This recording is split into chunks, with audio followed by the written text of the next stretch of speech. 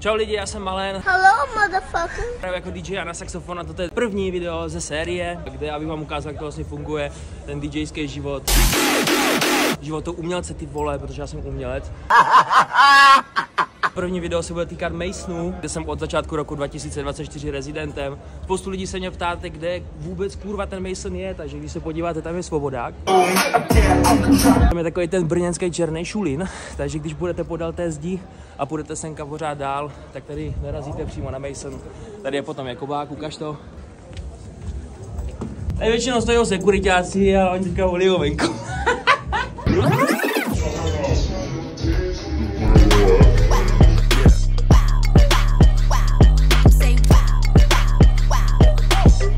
No my teďka máme spojení tady těch prostorů s Ignisem a s Masonem, takže přece si tady můžete dát nejlepší dýmky úplně v Brně. A večer potom tady jsou legendární party, ty vole, úplně neskutečný. Kámo, ještě se vrátím k baru, prdele, že to je samozřejmě brněnský podnik, takže jeden z majitelů je Vietnamec, vole. 35, jo? Není problém. Takže pokud dojdete, vole, na bar, řeknete kód, vole, Vietnamec 5, tak máte slevu, vole, 5%. Každopádně, co se týče DJ booth, vypadá to asi nějak takhle. Ukážu, ještě můžu ukázat klub. Máme tady teďka novou výzdobu, tady co se týká tady ty listy, vole, nebo já nevím, co to je, ale je to fakt pěkný, mega, máme tady upravený barvy, takže je to hrozně pěkný, teďka po novém roce se to upravilo.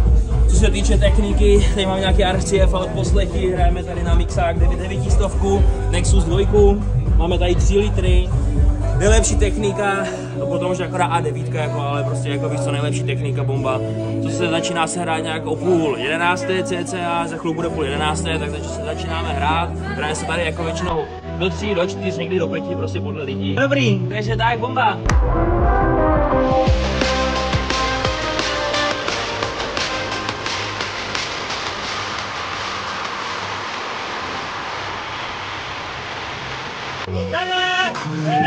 Dneska končíme Mason, ty šo, ty nás to znáš.